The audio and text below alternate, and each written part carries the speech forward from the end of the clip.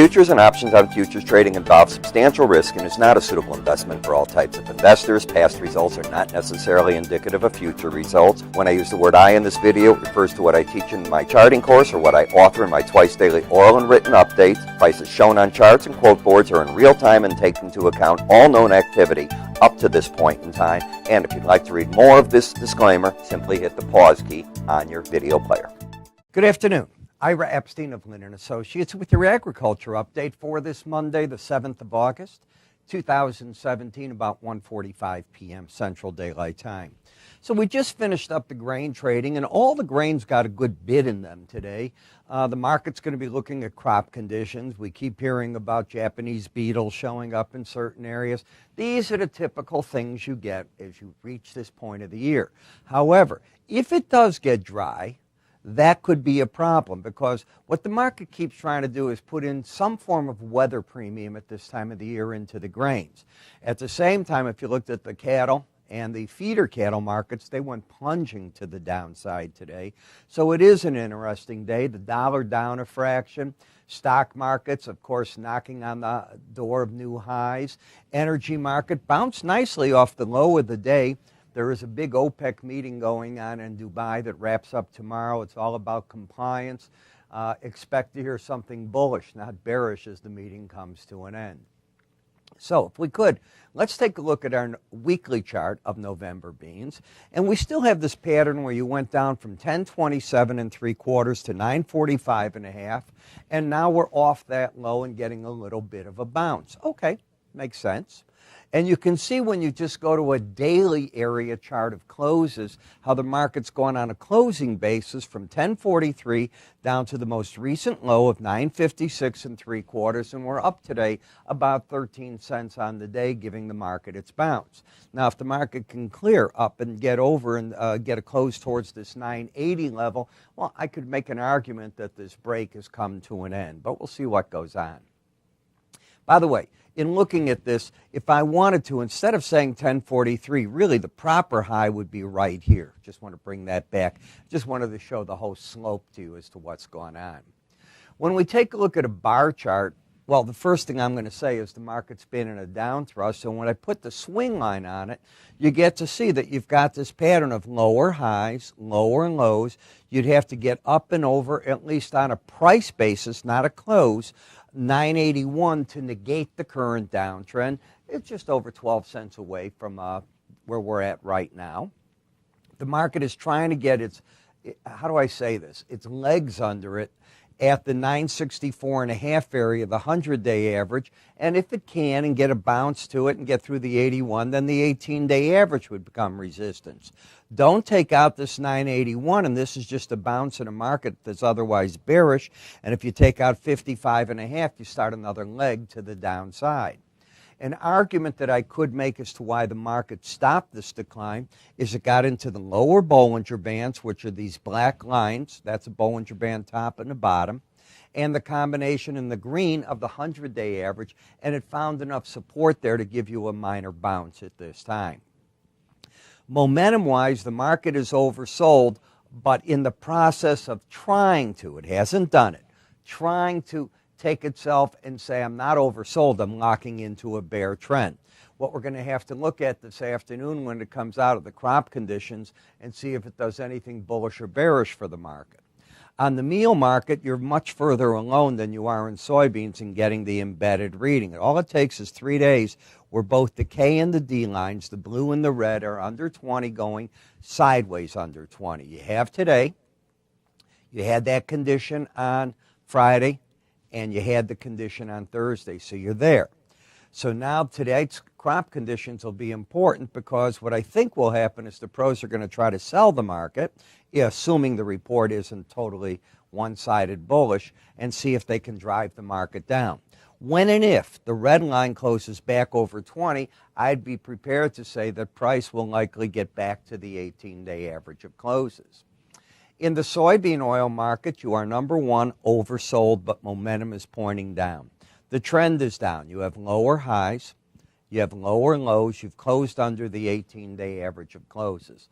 So really in the bean complex, the question is, do you get a bounce? Not if there's an uptrend at hand. There isn't. In the corn market, we've rallied all the way back up to the 18-day average of closes, where I would expect the market runs into a lot of resistance. The problem for the bears is that the market closed today with the lost embedded reading. The good news for the bears, it's a two-part problem, is they're already up to the number they were looking for. So this market can stop right here and afford to slip back. Be a very different story if this 18-day average of closes was, say, up at 389, 390. But it's not. This is where the market should have trouble, and there's even another number, the 100-day average. So can the market reverse only tomorrow, drop enough to re-embed? I couldn't tell you. If it doesn't, you're probably going to play here for a bit. In the wheat market, again, an embedded reading.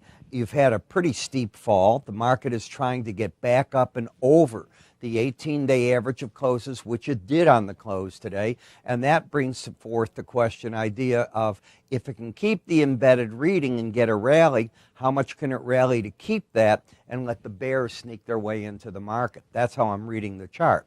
Lose the embedded reading, and I think can get to the 18-day average, no matter what happens then. Doesn't mean I'm right, but that's what I would think.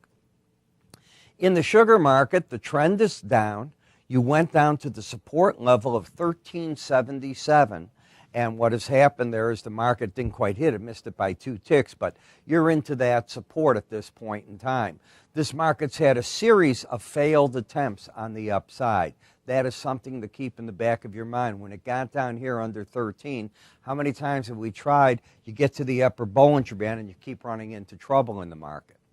In the coffee market, you are bullish. You have an embedded reading. You've got a pattern of higher lows, higher highs, but you are at resistance at the upper Bollinger Band. But everything on this chart is friendly, including a bullish crossover where the 18-day average of closes got over the 100, and prices are making new highs with that thrust. In the cocoa market, I say you're overbought. You've got the trend of the market down because you've got lower highs and lower lows.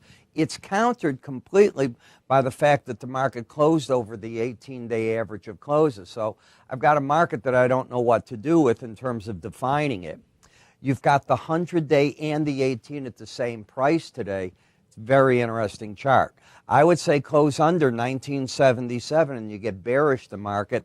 I can't see anything on this chart to get bullish on, because to get a buy, you've got to get over this number here of the 2084 level, and it puts you right up to the upper Bollinger Band. And that wouldn't even be a buy there. All you do is end the downtrend on the swing line.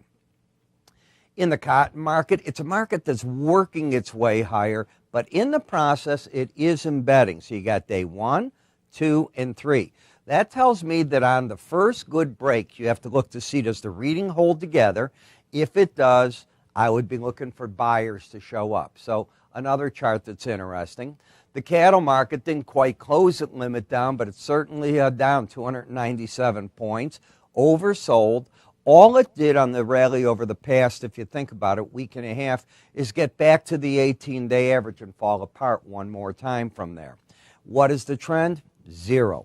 You got a higher high and a lower low. You're oversold. You have downside bias. When I come to the September feeder cattle, I have the same problem. You got to the 18-day average. Unlike the live cattle, you were able to close over it a little bit here, couldn't mount anything, and all of a sudden you're right back down to the 100-day average of closes. Momentum pointing back down, not a trending market. And while cattle went down, the hog market had a stellar performance day, got over the period of the most recent highs. Looking back, as I teach you, the lower Bollinger Bands offered the support that launched this back up. Now you got your first move back over the 100 and the 18-day average of closes. The big question is, does this market have any legs to it? And that's what we're going to have to wait and see. So when I'm trying to put it all together for you, the question is, what about all these interesting reports that we're going to get? And we're going to address them. Example, today you're going to get your crop conditions report. We're going to cover it in the Lynn Research in a lot of detail. It'll come out today, and then later in the week, as we start getting the next important acreage idea as to where our final acreage numbers fit in, all the math gets going, and we really start putting our heads together until we get to the actual harvest. But we do this in many markets. Example, the North Korean situation. We discuss it in different parts of this. How do you get these different categories, because sometimes you don't want them all. Well, you get to choose it on one of the forms that we have on our website. If you haven't tried Lynn Research, I think you should do it. You can either give us a call, my staff will get you hooked up. You can go to our website, you'll see a carousel of free offers, click it there. You can click up here at any point you want, you'll see an icon if you're watching me on YouTube. Click that and the form will appear. And underneath us, we have on websites that carry this video, a lot of them will say, click here for Ira's free offers, do such, and the form will appear that way. I'm Ira Epstein, take advantage of this, and I will see you all later in my other videos.